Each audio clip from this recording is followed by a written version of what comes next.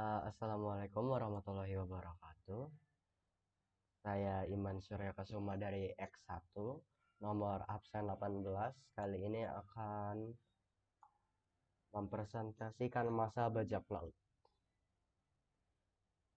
Yang pertama adalah masa keemasan perompakan adalah istilah yang lazim digunakan untuk menyebut satu atau beberapa periode perompakan dalam sejarah kelautan zaman modern awal dalam arti luas. Masa keemasan perompakan terjadi pada 1650-an sampai 1730-an dan meliputi 3 periode perompakan terpisah. Yang pertama adalah periode Bukanir dari tahun 1650 sampai 1680.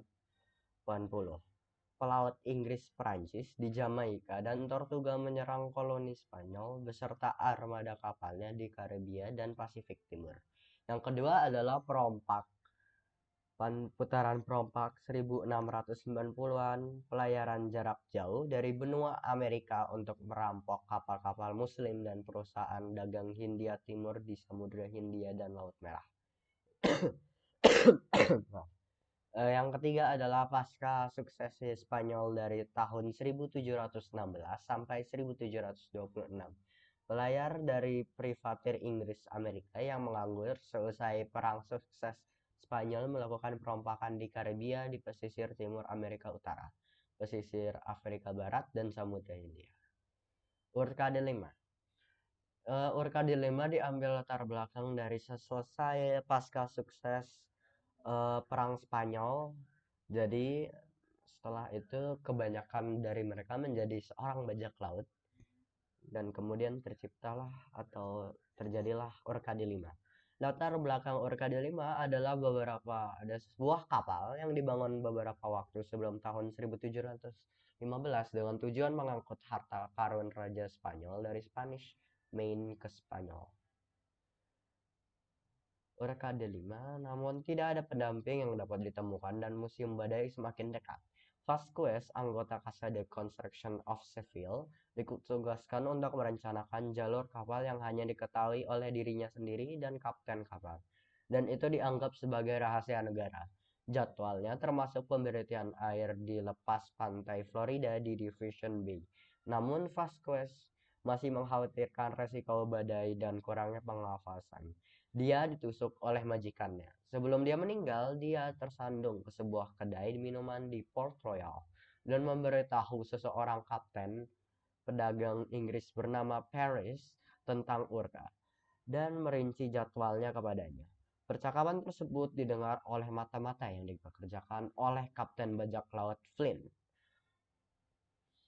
Setelah mengetahui bahwa kapal tersebut tidak terlindungi, Kapten Flynn berambisi untuk mengambil kapal yang syarat muatan itu untuk dirinya sendiri, tanpa sepengetahuan krunya. Suatu saat, sekitar pasca tahun 1715, Flynn berangkat ke Walrus bersama dengan awaknya dengan maksud menjarah harta karun yang sangat banyak. Semuanya dalam dolar Spanyol. Flynn dan krunya menemukan dan menangkap kapal Paris dalam upaya untuk menemukan jadwalnya. Tetapi Flynn dan Gates menemukan jadwal tersebut telah dicabut dari catatan kapten. Akhirnya Flynn memberitahu krunya bahwa emas itu diamankan dan dipertahankan oleh tentara lengkap dan baterai sebesar 18 pon yang diperkuat. Hal itu dikombinasikan dengan man of war Spanyol yang mengawasi setiap inci teluk, mencegah pendekatan apapun ke pantai dari darat atau laut. Namun, banyaknya tentara di pantai menandakan bahwa jaga di kapal masih tersisa. Flynn mengusulkan agar mereka melakukan man of war yang berhasil melakukan saat jaga malam tiba. Tentara Spanyol di pantai mencoba membalas dengan menembakkan baterai pantai ke kapal saat para perompak berlayar menjauh, tetapi hanya berhasil melakukan kerusakan minimal. Begitu kembali ke Nassau, Flynn mengirim pengintai Vincent dan Nicholas untuk mengawasi bangkai kapal dan untuk mempelajari tentang rutinitas jadwal dan kekuatan penonton Spanyol. Flynn berencana untuk menemui mereka sesegera mungkin karena dia percaya bahwa bangkai kapal itu berjarak 4 dari St. Augustine dengan Jongbol. Artinya mereka memiliki waktu paling lama 2 minggu sebelum emasnya hilang.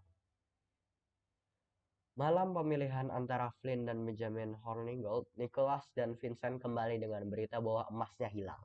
Namun ini adalah kebohongan yang dibuat oleh Silver yang memberikan lokasi kepada kru yang lebih kecil memungkinkan bagian mereka yang lebih besar untuk Silver dan pengintai dari Fajar Kolonial dipimpin oleh Jack Rockham karena takut Flynn akan mengabaikan emas sebagai hambatan bagi ambisinya untuk mendamaikan Nassau dengan Inggris. Faktanya, sebagian besar orang Spanyol telah terserang penyakit tropis, sehingga hanya sedikit dari mereka yang mampu mempertahankan emas. Jack Rockham memimpin krunya berlayar ke Florida dan melawan tentara Spanyol yang tersisa untuk mendapatkan emas. Setelah pertarungan berdarah, para perampok menang dan kembali ke Nassau dengan membawa emas. Sekian dari saya. Wassalamualaikum warahmatullahi wabarakatuh.